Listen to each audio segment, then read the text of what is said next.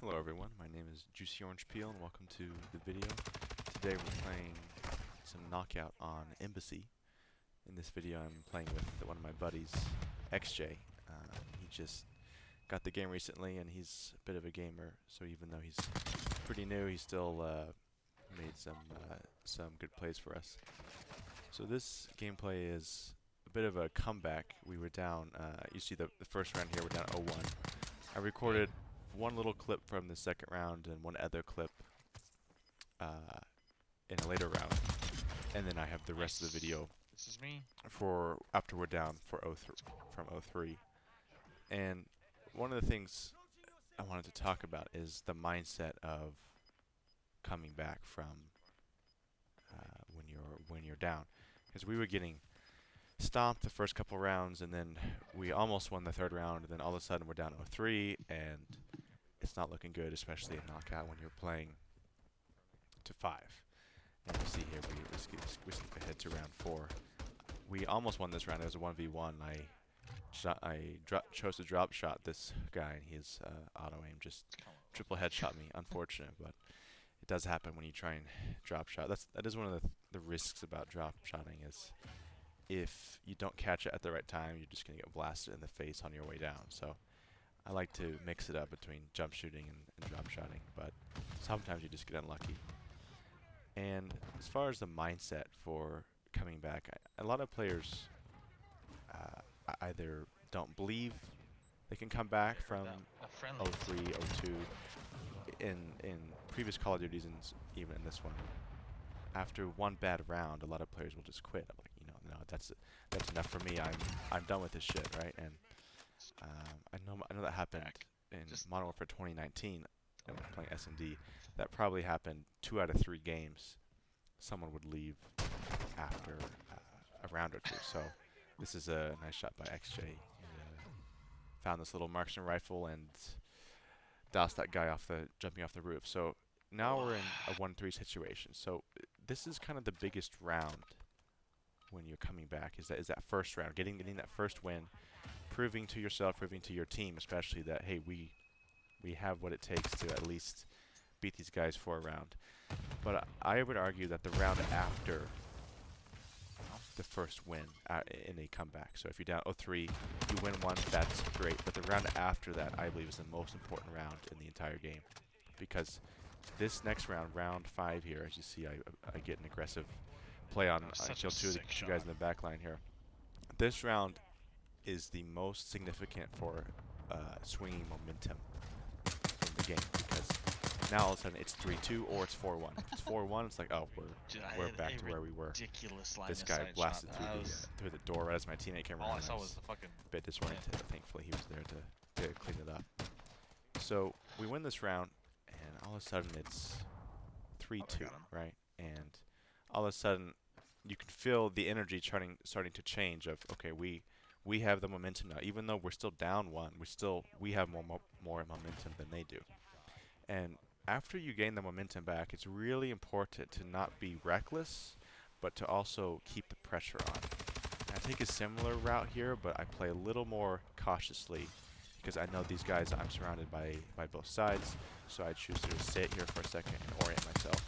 I don't want to throw this round by running around the corner, especially after I did it last round. I want to keep them on guard, be a little unpredictable. Far left too. And you see here we're down.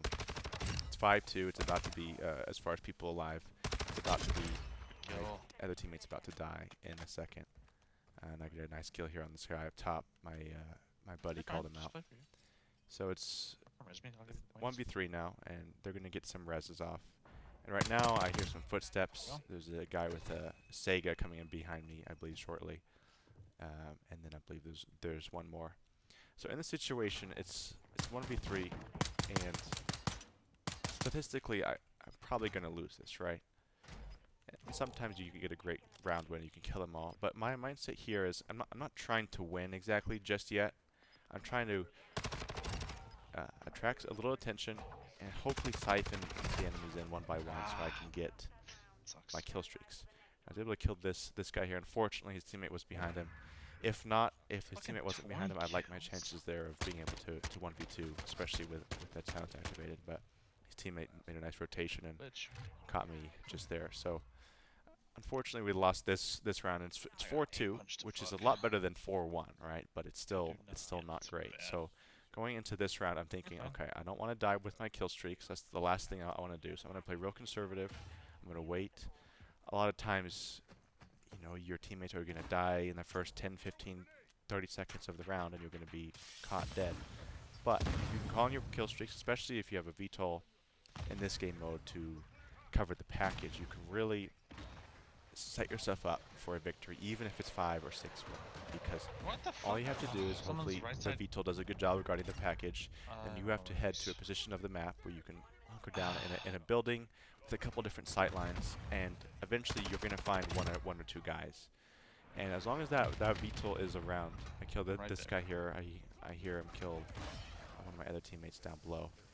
This is my buddy here. It's about to be 3v1 in a second. So I get that smoke down, and I hear these guys behind us. I'm like, dude, we gotta run. Fortunately, that Sega guy did not notice we were here. So right now it's do or die. We gotta win this round, or it's over. I hear this guy jump off. I'm in freakishly flow mode now, trying to pull this win out. So I come in here and I see this guy coming around, and he's not at the corner. So I yell, "Hey, he's coming up the ladder! Coming up the ladder!" He's not going up the ladder. Actually, he ran all the way around, which was fortunate because my buddy might have got caught off guard there. I missed some shots here. I'm trying not to get shotgunned. I don't know what this guy has, so I take a more conservative angle with the pistols, and I end up missing. Thanks for the res. But here we were able to kill this guy with the UAV up. Q is throw a fucking. Now it's 3-4.